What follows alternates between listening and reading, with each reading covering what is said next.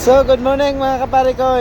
Nandito pa tayo ngayon sa Cubao, Aurora, kung saan po nandito po yung biyahe ng Ormoc, Palumpon, via Villaba. Ayan, 5127. Ayan, ipapakita ko sa inyo yung loob ng bus. Nandito may mga passenger na to. Hindi yung ating driver na mandirigma.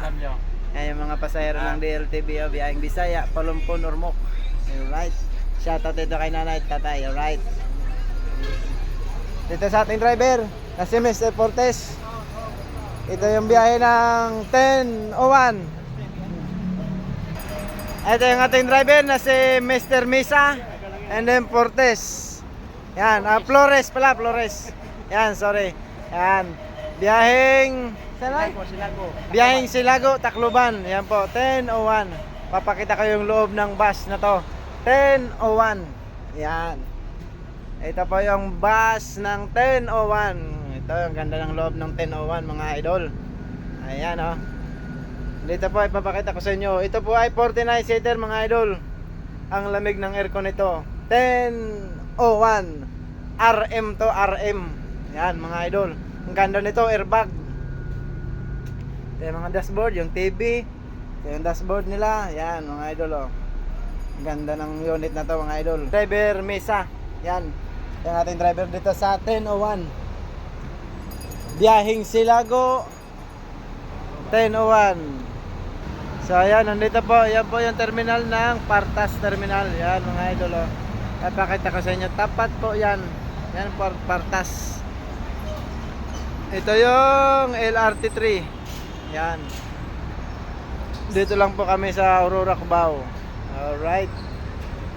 10:01 biyaheng Silago via Tacloban.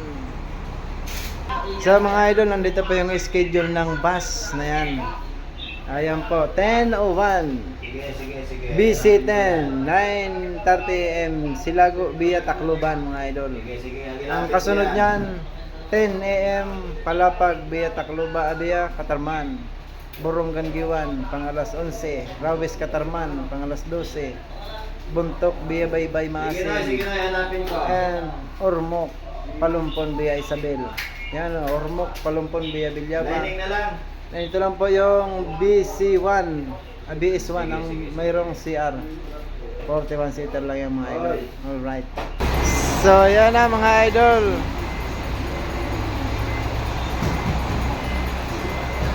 Ayan na po, nag-atras na yung 10:01. Yan. Papunta po ng Silago. Ayan na po yung mga pasahero dyan.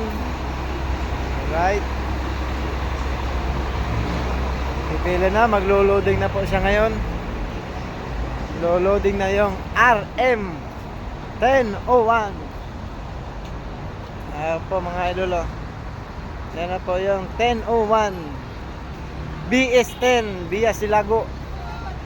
Ayan, via Silago. Yan mga idol.